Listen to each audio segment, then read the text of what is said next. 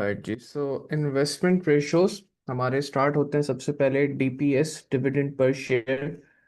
Dividend per share आपको बताता है कि एक शेयर के ऊपर अगर एक बंदे के पास एक शेयर पड़ा हुआ है तो कंपनी ने कितना डिविडेंड पे किया है।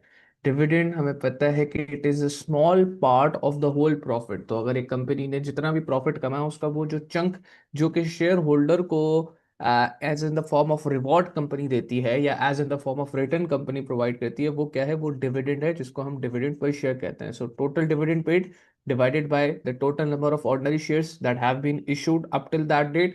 जब आप टोटल डिविडेंड में से total number of share divide कराओगे, आपके पास डिविडेंड पर शेयर निकल के आ जाएगा, जो कि बताएगा कि कंपनी ने एक शेयर के ऊपर कितने का डिविडेंड अपने इन्वेस्टर्स को दिया है।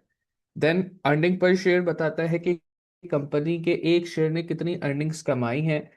इसका फॉर्मूला बहुत सिंपल है। आप टोटल अर्निंग्स, जिसको हम प्रॉफिट फॉर ईयर भी कहते हैं, जो कि इनकम स्टेटमेंट से निकलेगा, जब आप प्रॉफिट फॉर ईयर को total number of ordinary share से डिवाइड कर दोगे तो आपके पास ईपीएस निकल के आ जाएगा, जिसको हम लोग अर्निंग पर शेयर भी कहते हैं। So DPS is dividend per share. ये वो है कि अगर लेट से आप आज जाके एक कंपनी का स्टॉक खरीदते हो और मैं कहता हूँ कि कंपनी के उस स्टॉक के ऊपर आपकी जो कमाई हुई है, या ये कह लो कि आपकी जो एज अ शेयर होल्डर जो उस कंपनी ने उस एक शेयर के ऊपर अर्निंग करी है, हो सकता है वो 100 रुपए की अर्निंग करी हो, लेकिन आपको कंपनी जरूरी नहीं है कि पूरी 100 रुपए की अर्निंग दे दे।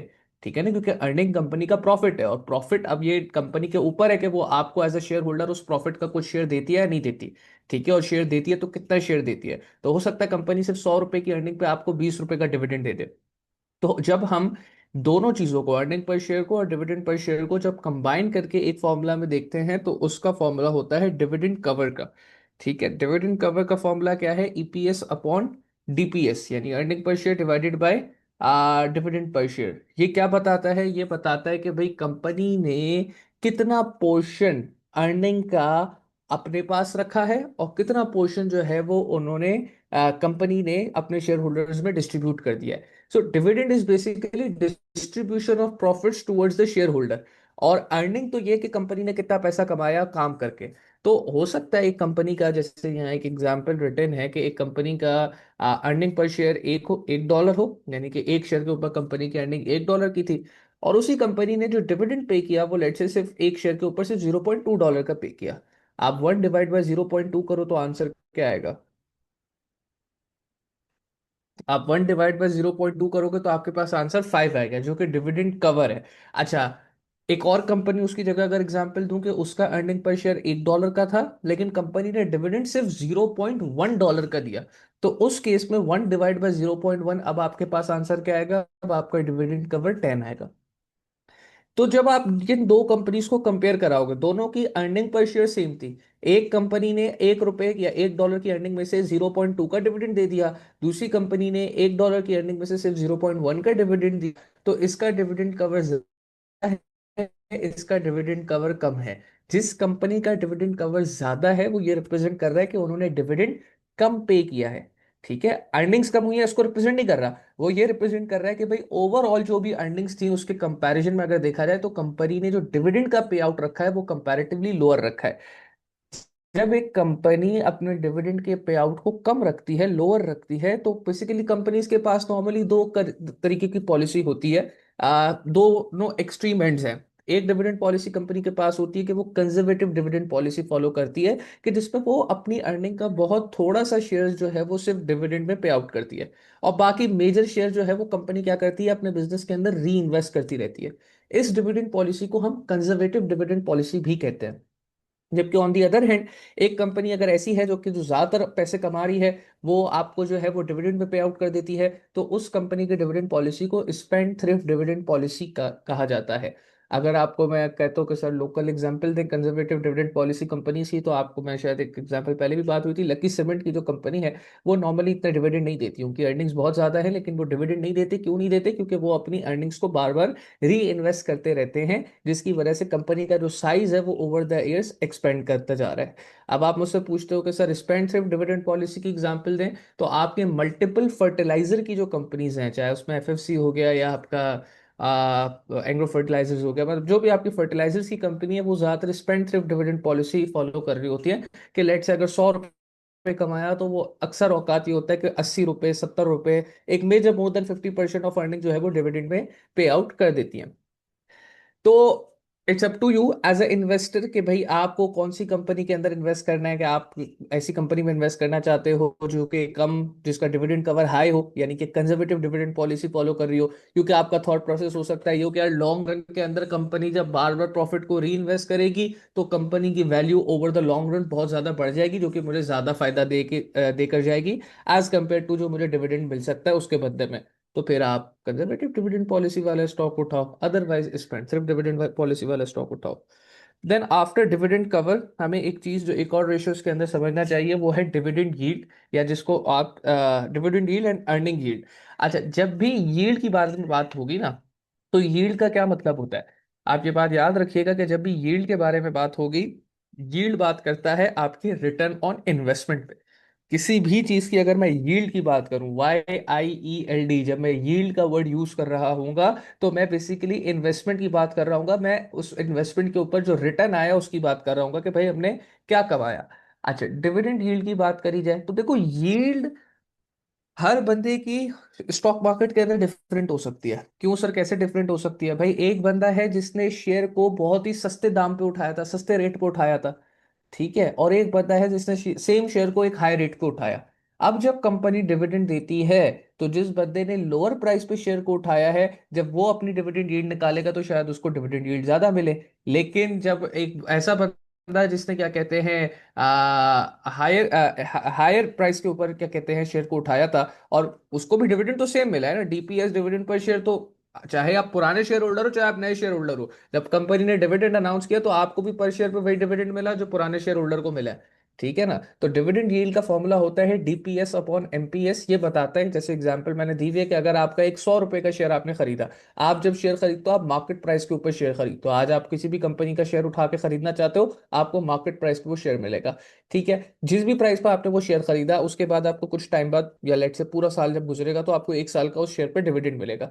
जब आप उस डिविडेंड पर शेयर, यानी कि जो आपको साल भर में डिविडेंड मिला है, और उसको मार्केट प्राइस ऑफ शेयर से डिवाइड करोगे तो आपको उस स्टॉक की, उस पर्टिकुलर शेयर की डिविडेंड यील्ड पता चल जाएगी।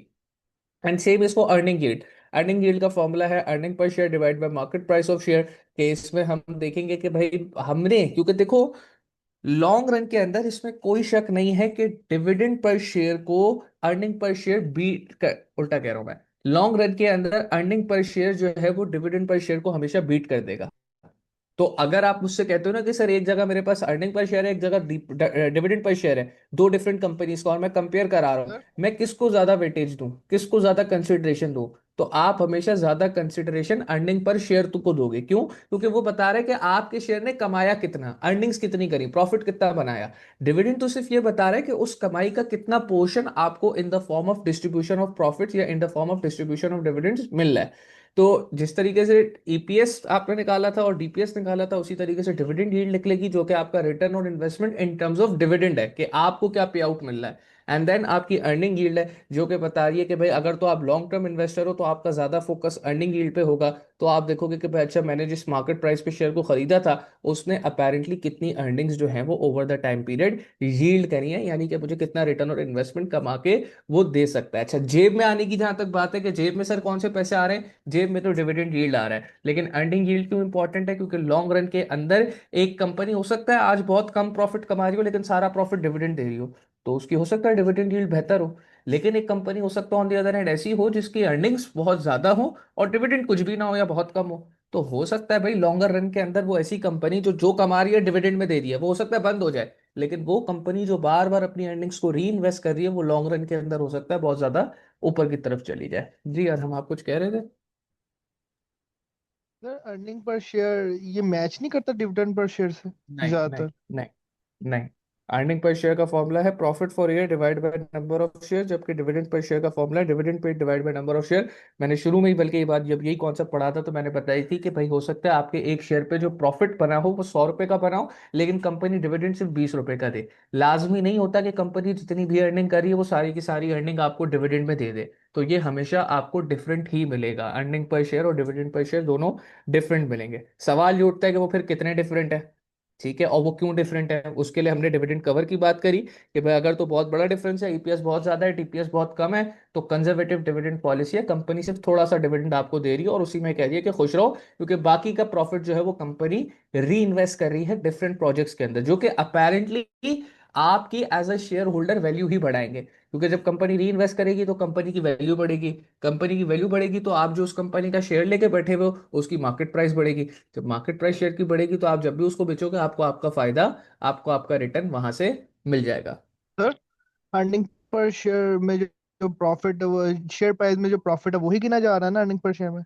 बिल्कुल, जो अर्निंग पर शेयर के अंदर जो आपका प्रॉफिट है वो बेसिकली कंपनी, जब आप जो इनकम स्टेटमेंट बनाते हो उसमें जो प्रॉफिट फॉर ईयर आता है, हम उस प्रॉफिट फॉर ईयर को कंसीडर कर रहे हैं यहाँ पे ईपीएस के अंदर। जो प्रॉफिट फॉर ईयर है या आप जब इनकम स्टेटमेंट बना के जो प्रॉफिट निकालते हो उसकी बात हो रही है। सर डीपीएस में इशूड शेयर्स लिखे हैं और ईपीएस में टोटल शेयर्स लिखे हैं, सेम ही चीज़ है, अलग है? जीपीएस में नहीं, एक ही चीज़ है, एक ही चीज़ है। टोटल नंबर ऑफ ऑर्डिनरी वो एक ही बात है, एक ही बात है, नंबर ऑफ शेयर्स तो वही है ना जो इशू कर रहे हैं ना। अच्छा जी, ये हो गया डिविडेंड यील्ड और अर्निंग यील्ड के, आपको आपकी इन्वेस्टमेंट के ऊपर डिविडेंड की फॉर्म में कितना रिटर्न मिल रहा है और अर्निंग की फॉर्म के अंदर जो है वो आपको कितना रिटर्न मिल रहा है। अच्छा, यहाँ पे यही बात लिखी हुई है, dividend yield and earning yields act as return on investment, the higher the dividend yield and earning yield the better the performance of the company, because all investors always expect as much dividend as possible, obvious सी बात है। If we are aware of both dividend yield and earnings yield, we will base our decision of investment on earnings yield। मैंने आपको कहा कि अगर दो factors हो, जिसका ईपीएस और ईपीएस में अगर दोनों चीजें हैं तो आपका डिसीजन मेकिंग क्राइटेरिया ईपीएस होना चाहिए लॉन्ग रन के, अगर आप इन्वेस्टर हो तो। और इसी तरीके से अगर आपके पास अर्निंग यील्ड है और डिविडेंड यील्ड है कंपनीज की, तो आपका जो डिसीजन मेकिंग क्राइटेरिया होना चाहिए वो अर्निंग यील्ड होना चाहिए, because earnings are a better measure of companies performance compare to dividends, क्योंकि मैंने तो अगर आपको कोई जैसा भी एग्जांपल प्रेफरेंस शेयर दी। होल्डर हो तो उसका फिर सिर्फ डिविडेंड यील्ड्स होगा ना?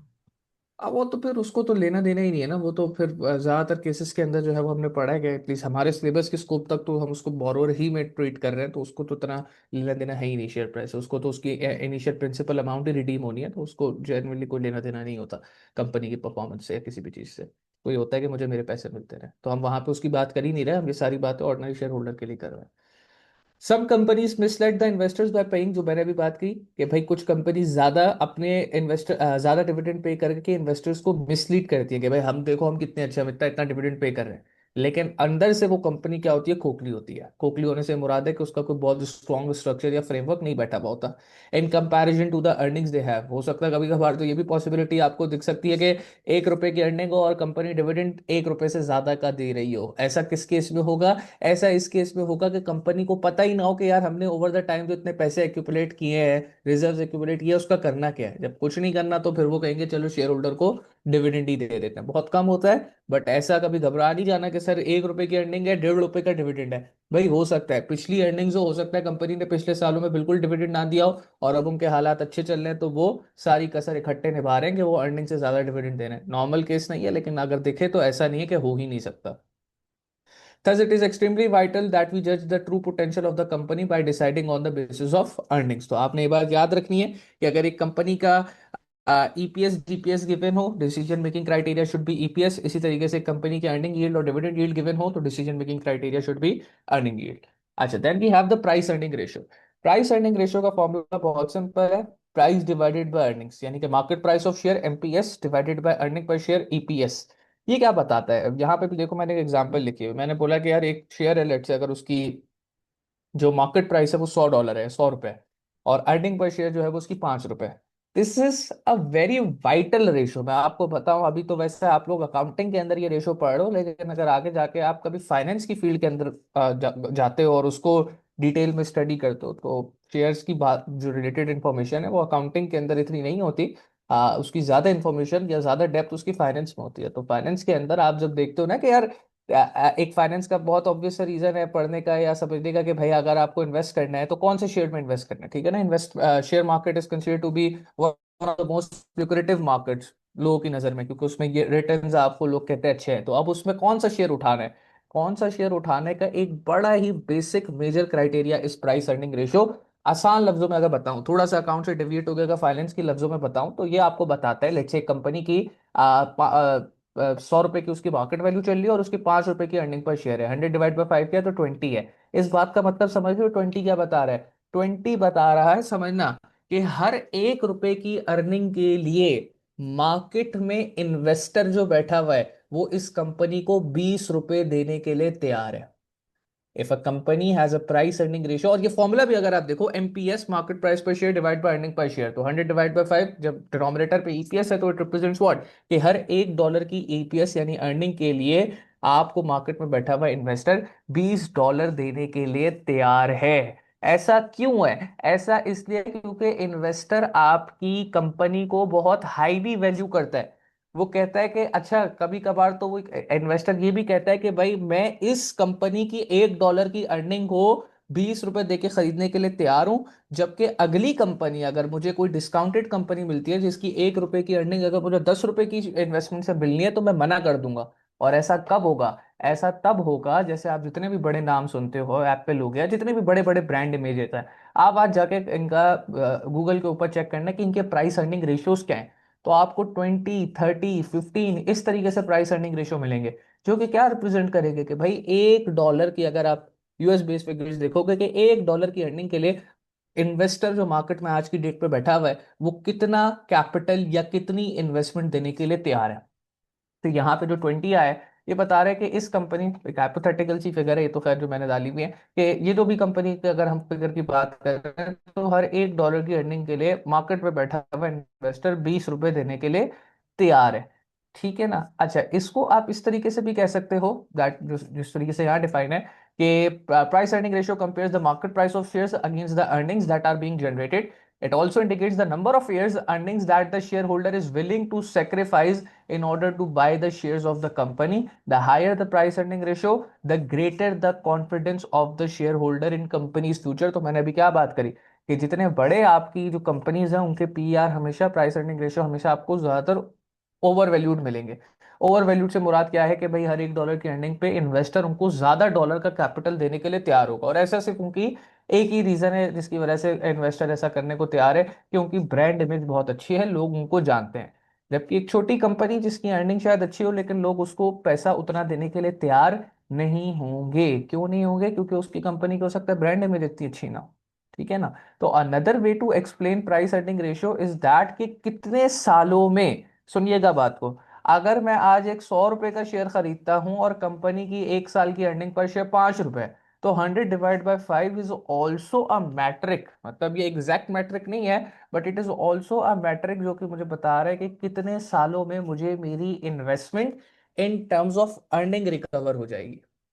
अच्छा, अब आप कह सकते हो कि सर अर्निंग तो जरूरी नहीं है आपको मिले, आपको तो डिविडेंड मिलता है। ठीक है, मुझे पता है, लेकिन मैंने इसीलिए क्या बोला, कि अगर 100 डिवाइड बाय 5 करके जो 20 आ रहा है, मुझे बता रहा है कि गिवन दैट ऐसा होगा नहीं, लेकिन गिवन दैट अगर कंपनी की अर्निंग पर शेयर $5 ही रहती है और इसकी मार्केट प्राइस लेट से $100 रहती है, तो अगले 20 सालों में सेम अर्निंग के ऊपर मेरी इन्वेस्टमेंट क्या हो जाएगी, अर्निंग्स के टर्म पे रिकवर हो जाएगी। ठीक है, ये एक्चुअल रिकवरी नहीं होगी, ये मैं सिर्फ अर्निंग्स के टर्म पे बोल रहा हूँ, कि ये अर्निंग्स के टर्म पे मैं कह रहा हूँ क्या हो जाएगी, मेरी रिकवरी हो जाएगी। तो अगर, सुनिएगा आप बात को, अगर एक कंपनी का, अब मैं पूछूं कि भाई एक कंपनी का प्राइस अर्निंग रेशियो ज्यादा है तो वो अच्छा है, या कम है तो वो अच्छा है, लेकिन दोनों अच्छे हैं।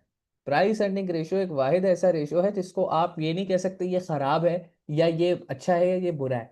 मैंने आपको बताया कि भाई अगर एक कंपनी का प्राइस अर्निंग रेशियो ज्यादा है तो वो इस वजह से ज्यादा है कि इन्वेस्टर का उस कंपनी के अंदर कॉन्फिडेंस बहुत ज्यादा है, उस कंपनी की मोस्ट प्रोबेबली ब्रांड इमेज बहुत अच्छी होगी या वो बहुत अच्छा काम करती होगी, तो उसका प्राइस अर्निंग रेशियो बहुत ज्यादा है। लेकिन अगर किसी कंपनी का प्राइस रेशियो कम है, तो आप ये कहोगे कि नहीं ये कंपनी तो खराब है। नो, विल से कि ये कंपनी का प्राइस अर्निंग रेशियो कम है तो उसका फायदा है। क्या फायदा है? प्राइस अर्निंग रेशियो अगर एक कंपनी का कम है तो आपका जो इन्वेस्टमेंट का पेबैक पीरियड है वो भी कम होगा।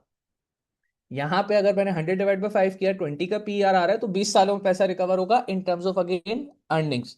अगर मैं इसी को 100 डिवाइड बाय 10 कर दूं, यानी कि एक कंपनी का जिसका 100 रुपए का शेयर मार्केट में है और उसकी 10 रुपए की अर्निंग पर शेयर है, तो 100 डिवाइड बाय 10 पीआर मेरे पास आएगा 10 का। और वो बता रहा है कि अब तो मैं 10 सालों में पैसा रिकवर कर लूंगा again in terms of earning. तो क्या जल्दी पैसा रिकवर करना इन्वेस्टर के फायदे की बात है या नहीं है? बिल्कुल है। तो यहाँ पे देखें, मैंने यही पॉइंट जो स्टार बना के लिखा हुआ है, small price earning ratio shows good पे बैक पीरियड। एंड गुड पे बैक पीरियड मींस व्हाट? जब भी हम पे बैक की बात करते हैं, हम कहते हैं कि भाई जितना जल्दी पैसे आ जाए उतना हमारी सेहत के लिए अच्छा है।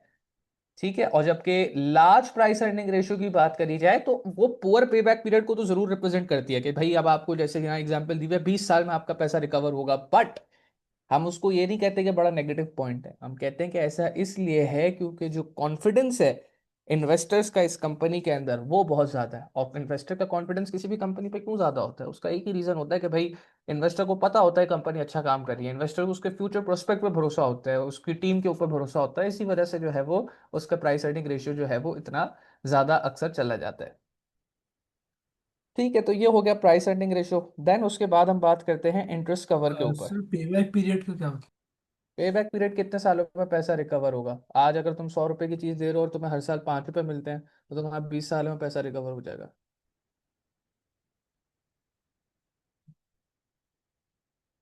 अच्छा। इंटरेस्ट कवर क्या है जनाब। Interest cover is the ability of the company to pay the interest out of its profits. ठीक है। अब आपको देखो, अगर एक कंपनी को आप एनालाइज कर रहे हो, क्योंकि एनालाइज क्यों कर रहे हो, इन्वेस्टमेंट करने के लिए।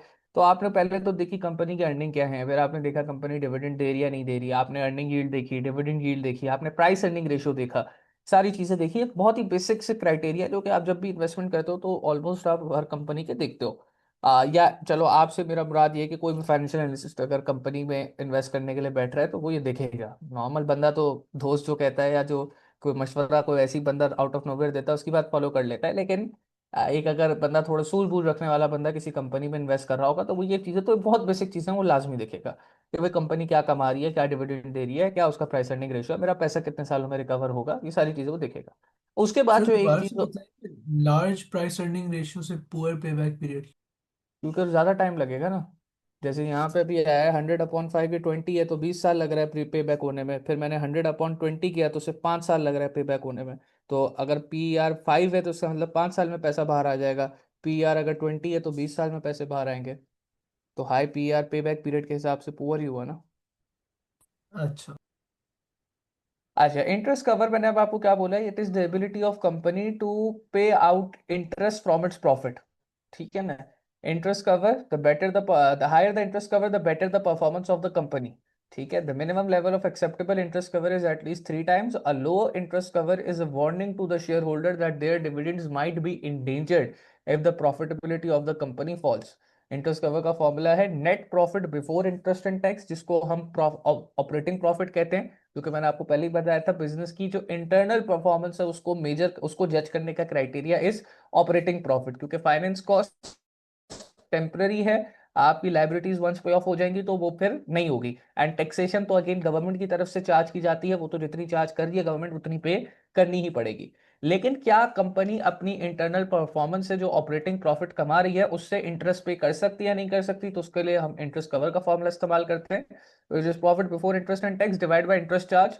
जो कि आपको बताता है कि भाई क्या कंपनी प्रॉफिट, अब अच्छा इसको अगर बहुत सिंपल लफ्जों में कहूं तो हर $1 के इंटरेस्ट को पे ऑफ करने के लिए कंपनी के पास कितने डॉलर की ऑपरेटिंग प्रॉफिट मौजूद है। तो जो मिनिमम रेशियो हम कह रहे हैं वो कह रहे हैं कि भाई 3 का होना चाहिए, कि भाई कंपनी के पास हर $1 का इंटरेस्ट चार्ज पे करने के लिए कम से कम $3 का ऑपरेटिंग प्रॉफिट मौजूद होना चाहिए ताकि वो अपने ऑपरेशंस को स्मूथली चला सके। अच्छा सर, अगर एक कंपनी का इंटरेस्ट कवर 3 से भी कम हो, यानी कि उसके पास $1 का इंटरेस्ट पे करने के लिए $3 का ऑपरेटिंग प्रॉफिट मौजूद नहीं है, फिर क्या करेंगे। फिर वही बहुत सिंपल सी बात है, फिर हम ये कहेंगे कि ऐसा नहीं है कि कंपनी बंद होने वाली है, लेकिन हम ये कहेंगे कि अगर अब ऑपरेटिंग प्रॉफिट थोड़े से ऊपर नीचे होते हैं तो सबसे पहली चीज जो हिट करेगी वो क्या करेगी, प्रॉफिट फॉर ईयर हिट करेगा। और जब प्रॉफिट फॉर ईयर हिट करेगा तो जाहिर सी बात है जो शेयर होल्डर को डिविडेंड की अमाउंट मिलनी है वो तो वैसी वेरिएबल होती है, तो उसके ऊपर इम्पैक्ट आ सकता है। तो it is also safe to say कि ये आपको बताती है कि क्या कंपनी अपनी फाइनेंस कॉस्ट को या डे टू डे जो बिजनेस को चलाने के लिए पैसे चाहिए और पैसे चलाने के लिए जो उसने फाइनेंसिंग करी हुई है उससे जो इंटरेस्ट चार्ज या फाइनेंस कॉस्ट इंकर हो रही है, क्या कंपनी की परफॉर्मेंस उस फाइनेंस कॉस्ट को पूरा करने में कामयाब है या कामयाब नहीं है। That is what we get to know from the interest cover. अच्छा, इंटरेस्ट कवर की जो छोटी बहन है उसको हम कहते हैं इनकम गियरिंग। इनकम गियरिंग क्यों कहते हैं उसकी छोटी बहन को, क्योंकि फॉर्मूले सर के इसमें देखो एटलीस्ट अगर थ्री रियलाइज टाइम्स करो। क्या। मैं पूछ रहा हूँ एटलीस्ट 3 टाइम्स क्यों है? वो तो फिर तुम ये भी पूछोगे करंट रेशो का आइडियल रेशो 1.5 to 2 क्यों है, क्योंकि हम ये कह रहे हैं कि एक सही लेवल है, ऐसा लेवल है कि इसके ऊपर कोई खतरा नहीं है, इससे कम पे हम कहते हैं कि खतरा है। लेकिन मैंने कहा इसका ये मतलब नहीं है कि खतरे का ये मतलब है कि कंपनी बंद होने वाली है। This is somewhat of an ideal ratio कि भाई आइडियली इतना होना चाहिए, क्योंकि एक बफर क्रिएट हो गया ना कि आपको जो $1 का इंटरेस्ट पे करना है उसके लिए आपके पास $3 ऑपरेटिंग प्रॉफिट है। विच मीन्स कि अगर आप $1 का इंटरेस्ट पे भी कर दो तो स्टिल आपके पास $2 का प्रॉफिट फॉर ईयर बचेगा, जिसमें से आप कुछ डिविडेंड दे दोगे, कुछ री इन्वेस्ट कर दोगे, तो आपके पास बफर बच रहा है $3 के उसके अंदर। अगर इवन 2 का भी हो जाए, लेट्स से एक कंपनी का इंटरेस्ट कवर अगर 2 का भी है, तो that company is still safe. वो $2 में से $1 का इंटरेस्ट दे दे, बाकी $1 उसका प्रॉफिट फॉर ईयर है, उससे वो फिर थोड़ा डिविडेंड दे या उसको सारे के सारे को री इन्वेस्ट कर दे। लेकिन अच्छा, तो बफर ये जितना कम सेफ। हो उतना ज्यादा बुरा है। ये बस एक बफर बफर नंबर है कि इसके अंदर हम सेफ्टी नंबर है कि ये भाई इतना तो होना चाहिए। जिस तरीके से करंट रेशो में हम कहते थे 1.5 to 2 जो है वो एक अच्छा नंबर है, आइडियल रेशियो है, क्योंकि उसके अंदर बफर बचता है। और क्विक ओके। रेशियो के लिए हम कहते थे 1:1 आइडियल रेशियो, क्योंकि उसमें भी अगेन बफर बचता है। अच्छा, गेयरिंग रेशियो में आपको बताया था कि भाई इनकम गेयरिंग जो है, basically not gearing ratio, income gearing. Income gearing जो है वो इंटरेस्ट कवर का मैंने कहा छोटी बहन है। क्यों भाई? क्योंकि आप देखो, इंटरेस्ट कवर का फॉर्मूला था profit before interest and tax divide by interest charges. Income gearing का फॉर्मूला है interest charges divided by profit before interest and tax. क्या हो गया? रेसिप्रोकेट कर दिया ना, डिनोमिनेटर को न्यूमरेटर में ले गया, न्यूमरेटर को डिनोमिनेटर में ले गया। और इनकम गेयरिंग पे मल्टीप्लाई बाय 100 है, तो इसका आंसर परसेंटेज के कम टर्म्स में आएगा। बट अपेरेंटली इंटरेस्ट कवर और इनकम गेयरिंग दोनों क्या है, एक दूसरे के भाई भाई हैं। जिस तरीके से इन्वेंट्री टर्नओवर टाइम्स का और इन्वेंट्री टर्नओवर डेज का क्या था, भाई भाई था, क्योंकि डेज वाले और टाइम वाले में क्या फर्क था, रेसिप्रोकेट हो जाता था फॉर्मूला, और डेज में मल्टीप्लाई बाय 365 कर देते थे। तो यहाँ पे भी यही है, इनकम गेयरिंग के अंदर इंटरेस्ट कवर के फॉर्मूला को ऊपर नीचे रेसिप्रोकेट कर दिया एंड देन मल्टीप्लाई बाय 100 कर दिया। ये भी मोर और लेस सेम ही चीज बताता है, बस ये परसेंटेज में बताता है। It determines the burden of तो जहाँ फाइनेंसिंग पे द भी डेट। गेयरिंग है वो परसेंटेज में होता सॉरी। जहाँ पे भी गेयरिंग आ रही है वो परसेंटेज में होती है रेशो। हाँ, कह सकते हो, कह सकते हो। तो अब इनकम गेयरिंग आपको क्या बता रहा है? It determines the burden of financing the debt in comparison to the profits earn. Income gearing जैसे हमने देखा can be calculated by doing interest charges divide by profit before interest and tax multiply by 100। ये बता रहा है कि भाई आपके पास, ये रिवर्स है बेसिकली। वो आपको इंटरेस्ट कवर बता रहा था कि हर $1 के इंटरेस्ट पे ऑफ करने के लिए कितने डॉलर का ऑपरेटिंग प्रॉफिट मौजूद है। ये बता रहा है कि हर $1 के ऑपरेटिंग प्रॉफिट पर हमें कितने डॉलर का इंटरेस्ट चार्ज पे ऑफ करना है। तो लेट से अगर एक कंपनी ये कैलकुलेशन करे, मैं कर देता हूँ आपके लिए, 33/100 मल्टीप्लाई बाय 100, तो क्या आंसर आएगा? 33%। ठीक है। अगर एक कंपनी की इनकम गियरिंग 33% है, तो इसका मतलब ये है कि जितना भी कंपनी का ऑपरेटिंग प्रॉफिट है उसका 33% उनको किस में दे देना है, उसका 33% उनको इंटरेस्ट चार्ज के अंदर पे ऑफ कर देना है। तो बाकी का जो 67% बचेगा वो कंपनी का प्रॉफिट फॉर ईयर होगा। तो मोर और लेस जो इनकी एक्सप्लेनेशन है वो सेम है, it's just that interest cover times में था और इनकम गियरिंग जो है वो परसेंटेज में।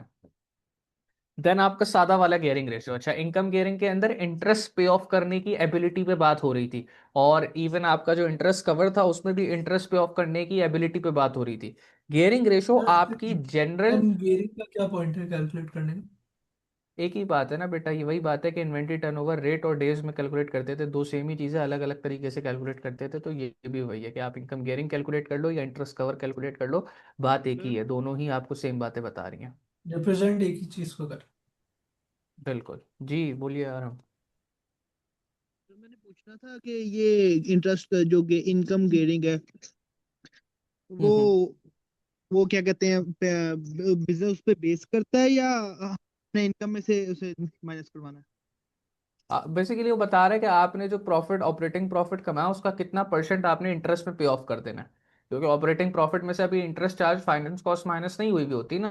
तो when you are doing finance cost divide by operating profit और उसको परसेंटेज में निकाल लो, तो आपको सिर्फ बता रहा है कि जो भी आपको ऑपरेटिंग प्रॉफिट आपने कमाया है, profit before interest and tax, उसमें से कितना परसेंट आपने जो है वो इंटरेस्ट में पे ऑफ कर देना है। तो ये समवॉट आपको मदद करता है ये भी देखने में कि बिजनेस जो है वो कितना प्रॉफिट जो है वो अभी अपने पास रिटेन कर पा रहा है। ये कह लो कि बिजनेस की जो लाइबिलिटीज की ऑब्लिगेशन है वो कितनी ज़्यादा है, क्योंकि जितनी बिजनेस के पास ज़्यादा लाइबिलिटी होंगी उतना ज़्यादा उसका इंटरेस्ट चार्ज होगा, और उतना ही ज़्यादा परसेंटेज ऑफ ऑपरेटिंग प्रॉफिट उसको इंटरेस्ट चार्ज में पे ऑफ करना पड़ेगा, विच मीन्स क्योंकि इनकम गियरिंग भी उतनी ही ज़्यादा होगी। अच्छा जी, फिर आपके पास ये गेयरिंग रेशो है। गेयरिंग रेशो आपका क्या है? गेयरिंग रेशो आपका जनरल बताता है कि एक बिजनेस के अंदर जो टोटल पैसा डला हुआ है, ठीक है, टोटल कैपिटल आपका क्या है? ओनर की equity plus non current liability. Total capital, again आप इसको, अगर कोई बच्चा कहे कि सर ये कैपिटल एम्प्लॉयड की तरह है, तो हाँ, we can call it capital employed as well, कि भाई ओनर का पैसा प्लस लॉन्ग टर्म में जो पैसा एक्सटर्नल स्टेक होल्डर्स ने, बैंक्स वगैरह ने डाला हुआ है, वो उसमें से, यानी कि जो आपका टोटल कैपिटल है which is owners equity plus non current liability, उसमें से कितना कैपिटल फिक्स कॉस्ट कैपिटल है। और फिक्स कॉस्ट कैपिटल से मैं नॉन करंट लाइबिलिटी को ही रेफर कर रहा हूँ। फिक्स कॉस्ट कैपिटल का क्या मतलब होता है? जिस तरीके से हमने प्रेफरेंस शेयर के लिए पढ़ा था, या बैंक लोन के लिए पढ़ते हैं, या डिबेंचर्स के लिए पढ़ते हैं, तो पैसे तो हम लॉन्ग टर्म के लिए उठा लेते हैं, 5 साल 7 साल 10 साल के लिए उठा लेते हैं। लेकिन प्रेफरेंस शेयर, डिबेंचर और आपका बैंक लोन के ऊपर आपको हर साल इंटरेस्ट की पेमेंट करनी पड़ती है, रीपेमेंट करनी पड़ती है, जिसकी वजह से उसको हम फिक्स कॉस्ट कैपिटल कहते हैं। कि हम कहते हैं कि भाई अगर इन 3 जगहों से पैसा लेके आना है, तो इन 3 जगहों पे हर साल आपने फिक्स अमाउंट जो है वो इंटरेस्ट की फॉर्म में पे ऑफ करनी पड़ेगी, which is your fix cost capital. तो अगर कोई बच्चा ऊपर नॉन करंट लाइबिलिटी और नीचे टोटल कैपिटल भी याद रखे, तो वो रेशो भी, वो फॉर्मूला भी बिल्कुल ठीक है। So gearing indicates the relationship of outsiders investment. Outsider investment कौन है? जो भी आपको उधार पे पैसे दे रहा है into the company. It helps in assessing the risk of the business. जितना ज्यादा पैसा बाहर से आया हुआ है, आउटसाइड का कैपिटल है, जितनी ज्यादा बिजनेस की नॉन करंट लाइबिलिटी है, बिजनेस उतना ज्यादा रिस्की है। क्यों बिजनेस उतना ज्यादा रिस्की है? क्योंकि बिजनेस की जो डेट की रीपेमेंट की ऑब्लिगेशन है वो ज्यादा है। और जिस बिजनेस के पास, जाहिर सी बात है, बाहर आउटसाइडर कैपिटल ज्यादा पड़ा है, नॉन करंट लाइबिलिटी ज्यादा पड़ी है, तो उसकी इंटरेस्ट की ऑब्लिगेशन भी उतनी ज्यादा है। तो वो बेचारा जितनी भी मेहनत कर ले, उसको एक बहुत बड़ा चंक जो है वो किधर देना पड़ रहा है? इंटरेस्ट में देना पड़ रहा है, और फिर उसको लोन की रीपेमेंट करनी पड़ रही है, जिसके बाद उसका अपना पैसा जो बचता होगा वो बड़ा लिमिटेड बचता होगा। जी बोलिए। गेयरिंग रेशियो बैंक पे बेस करेगी या शेयर होल्डर्स भी आएंगे इसमें? समझा नहीं, फिर से बोलो। गेयरिंग रेशियो में सिर्फ बैंक बेस करेगा, जो लाइबिलिटीज वगैरह बैंक्स की, या शेयर होल्डर्स भी आएंगे इसमें? नहीं, जो फिक्स कॉस्ट कैपिटल है ना गेयरिंग रेशियो के अंदर, जो है वो पहली चीज है fix cost capital. Fix cost capital के अंदर आप जो है वो जितनी भी नॉन करंट लाइबिलिटीज हैं, चाहे डिबेंचर है, बैंक लोन है, या प्रेफरेंस शेयर कैपिटल है, वो तीनों आ जाएंगे। और टोटल कैपिटल के अंदर आपकी ओनर की इक्विटी, यानी कि आपका अपना कैपिटल जो ओनर्स ने डाला हुआ है, which is all 7 types of capital, all 7 elements of equity, plus जो नॉन करंट लाइबिलिटी है वो आ जाएगी। तो फिक्स कॉस्ट कैपिटल अगर पूछना चाह रहे हो उसमें क्या आएगा, तो उसमें जितनी भी नॉन करंट लाइबिलिटीज है वो आ जाएंगी। और नीचे जो टोटल कैपिटल है, देखो मैंने एरो बना के लिखा हुआ है कि it will comprise of owners equity plus non current liability. और ये बताता है कि एक बिजनेस के अंदर जो टोटल पैसा इन्वेस्ट हुआ हुआ है, उसमें से कितना परसेंटेज आउटसाइड इन्वेस्टर्स का है, आउटसाइड स्टेक होल्डर का है, यानी ये कितना percentage basically non current liability का है। जितना बिजनेस का गेयरिंग रेशियो ज्यादा होगा, उतना ज्यादा बिजनेस रिस्की कंसीडर करा जाएगा। बिकॉज मैंने आपको रीजन बताया कि उतनी ज्यादा उसकी इंटरेस्ट की पेमेंट होगी, उतनी ही ज्यादा उसकी डेट की रीपेमेंट की ऑब्लिगेशन होगी, जिसकी वजह से वो बिजनेस चाहे बेचारा जितनी भी मेहनत कर ले, मैं अगर 1 करोड़ भी कमा रहा हूँ, उसमें से 50 लाख मुझे इंटरेस्ट पे देने हैं, तो पीछे बचा ही 50 लाख मेरे पास, ठीक है ना। और जाहिर सी बात है उस 50 लाख से लिमिटेड चीजें हो सकती है। और मैं अगर अपना लेट से मेहनत करके प्रॉफिट बढ़ाऊं भी, तो मुझे स्टिल पता है कि यार मैंने एक बहुत बड़ी अमाउंट जो है वो इंटरेस्ट में दे देनी है। तो री इन्वेस्ट करने के लिए जो नेट अमाउंट बचेगी, वो आपका, अगर एक बिजनेस का गेयरिंग ज्यादा है, तो हमेशा उसके पास नेट अमाउंट कम बचेगी। जबकि अगर एक और बिजनेस है जिसकी कोई नॉन करंट लाइबिलिटी नहीं है, सारा पैसा उसका अपना है, वो अगर 1 करोड़ कमा रहा है, तो पूरा का पूरा 1 करोड़ अपने बिजनेस के अंदर री इन्वेस्ट कर सकता है। तो यहाँ पे देखे मैंने, फिक्स कॉस्ट कैपिटल जो आप पूछ रहे थे, फिक्स कॉस्ट कैपिटल में क्या जाएगा? डिबेंचर जाएगा। प्रेफरेंस शेयर कैपिटल कौन सा वाला? रिडीमेबल वाला जाएगा। और अगर कोई और आपका इंटरेस्ट बेयरिंग लोन है, चाहे वो बैंक लोन है, कुछ भी है, तो वो भी जाएगा। Convertible loan stock as such आपके सिलेबस का पार्ट नहीं है, लेकिन आपको मैं इसकी डेफिनेशन आपको पता होनी चाहिए, वो बता देता हूँ कि भाई कुछ लोन आप ऐसे भी उठाते हो मार्केट से, जिसको आप कहते हो कि हम यार इसको बाद में ना स्टॉक के अंदर कन्वर्ट कर देंगे, लेकिन जब तक वो स्टॉक में कन्वर्ट नहीं होता, तब तक वो आपके बिजनेस की नॉन करंट लाइबिलिटी है, तब तक आपको उसके ऊपर इंटरेस्ट भी पे ऑफ करना है। जब स्टॉक में कन्वर्ट हो जाएगा, वो नॉन करंट लाइबिलिटी नहीं रहेगा, फिर वो आपके ओनर्स इक्विटी का पार्ट बन जाएगा। किस तरीके से कन्वर्ट होता है सर, कब कन्वर्ट होता है, क्यों कन्वर्ट होता है, सब आपके उसका पार्ट नहीं है। आपको नाम से ही पता चल रहा है, कन्वर्टेबल लोन स्टॉक, एक ऐसा लोन जो कि स्टॉक में कन्वर्ट हो जाएगा आफ्टर सम टाइम पीरियड। लेकिन जब तक कन्वर्ट नहीं होता, तब तक ये आपके बिजनेस के लिए फिक्स कॉस्ट कैपिटल है, नॉन देन करंट वो लाइबिलिटी स्टॉक है। ऑटोमेटिकली और ओन्ड इक्विटी होता के है अंदर, शेयर होल्डर्स। सॉरी फिर से। वो जो स्टॉक जो कन्वर्ट हो जाता है फिर वो ओन्ड होता है डायरेक्टली जाहिर सी बात है ना, शेयर स्टॉक तो होल्डर्स। हमेशा ओन ही होता है ना, कुछ और तो नहीं होता, स्टॉक को तो आप ओन ही करते हो। आपके पास फिर आ गया इक्विटी। इक्विटी के अंदर जो है वो आप ordinary share capital plus all reserves करेंगे तो आपका इक्विटी बन जाएगा। और जब मैं टोटल कैपिटल की बात करता हूँ तो टोटल कैपिटल के अंदर इवन जो लॉन्ग टर्म के अंदर सर जो मतलब जो और जो लेंडर था लोन का, उस वही स्टॉक खरीद लेता है वो। बेटा उसी को स्टॉक में कन्वर्ट हो जाता है, उसको प्रिंसिपल की रिपेमेंट वापसी नहीं मिलती, उसको वही जो पैसे होते हैं वही वापसी मिल जाते हैं, मतलब जो पैसे उसको वापसी मिलने होते हैं उसके बदले में उसको स्टॉक्स मिल जाते हैं। आप किसी को उधार देते हो तो आपको at the end of maturity उसको वो उधार के पैसे वापसी करने होते हैं ना, तो उधार के पैसे वापसी होने की जगह उसको स्टॉक्स मिल जाते हैं, शेयर्स मिल जाते हैं। ओके। इक्विटी के अंदर फिर आपके पास जो टोटल इक्विटी की या टोटल कैपिटल की जब हम बात करते हैं तो टोटल कैपिटल के अंदर आपका इक्विटी भी आ जाता है, और इक्विटी के साथ साथ जो आपने ऊपर फिक्स कॉस्ट कैपिटल के कंपोनेंट्स पढ़े वो भी इसके अंदर इंक्लूड हो जाते हैं। अच्छा, कोशिश बिजनेस को ये करनी चाहिए कि अपने गेयरिंग को जितना कम रख सकता है उतना कम रखे, सर बिकॉज अभी फिक्स्ड मैंने बताया कॉस्ट कि अगर कैपिटल की गेयरिंग जगह ज्यादा डेट होगी, लिख सकता हूँ? अगर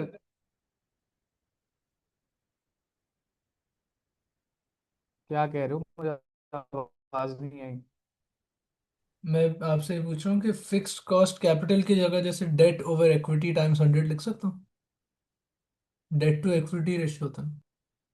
हाँ लिख सकते हो, लिख सकते हो, मैंने वही तो बोला कि नॉन करंट लाइबिलिटी, और मैंने क्या कहा मतलब कि उसका बिल्कुल लिख सकते हो। मार्क तो नहीं करता अगर फॉर्मूला मांगते हैं तो? नहीं नहीं, फॉर्मूला गलत थोड़ी है, फॉर्मूला बिल्कुल सही है, फिक्स कॉस्ट कैपिटल का मतलब ही नॉन करंट लाइबिलिटी और क्या है। नहीं मतलब डेट लिख सकता हूँ? हाँ ना, नॉन करंट लाइबिलिटी डेट एक ही बात है ना, fix cost capital debt non current liability सारी एक ही बात है, अलग बातें सही है। थोड़ी है। अच्छा, तो गियरिंग आपकी भाई बिजनेस की कम से कम होनी चाहिए, रीजन मैंने आपको बता दिया, गियरिंग ज्यादा होगी तो ज्यादा परसेंटेज ऑफ प्रॉफिट्स आपका इंटरेस्ट पेमेंट में कट जाएगा, और आपको जो है वो रीपेमेंट बहुत ज्यादा सिग्निफिकेंट करनी पड़ेगी। अगर आप कभी रीपेमेंट नहीं कर पाए तो आपको बैंकरप्सी भी फाइल करनी पड़ सकती है। और गियरिंग रेशो की जो छोटी बहन है वो कौन है, जिस तरीके से इंटरेस्ट कवर की जो छोटी बहन थी वो इनकम गियरिंग थी, गियरिंग रेशियो की जो छोटी बहन है वो डेट टू इक्विटी रेशियो है, क्योंकि अगेन इसके अंदर भी क्या हुआ, इसके अंदर तो अच्छा फॉर्मूला भी डिफरेंट नहीं होता, इसके अंदर तो फॉर्मूला भी सेम है। Debt to equity ratio is total debt, यानी कि आपका फिक्स कॉस्ट कैपिटल जो ऊपर था, नीचे बस मैं सिर्फ इक्विटी लिखूंगा। उधर जो ऊपर लिखा था ना, उधर देखो मैंने टोटल इक्विटी लिखा था, टोटल कैपिटल उसके अंदर यानी नॉन करंट लाइबिलिटी भी इंक्लूडेड था। यहाँ जब मैं डेट टू इक्विटी लिख रहा हूँ तो उसमें सिर्फ न्यूमरेटर में फिक्स कॉस्ट कैपिटल और डिनोमिनेटर में सादी इक्विटी। सादी इक्विटी से क्या मुराद है कि सिर्फ और सिर्फ ओनर का कैपिटल, इसके अंदर मैं कोई नॉन करंट लाइबिलिटी ऐड नहीं कर रहा। तो केयरिंग के अंदर फॉर्मूला था fix cost capital divide by total capital, total capital comprise of equity plus owner capital. जबकि डेट टू इक्विटी रेशियो के अंदर आप कर रहे हो fix cost capital divided by just equity, and equity only comprises of the owner capital, it does not include any non current liability. एक minute दिएगा जान रहे।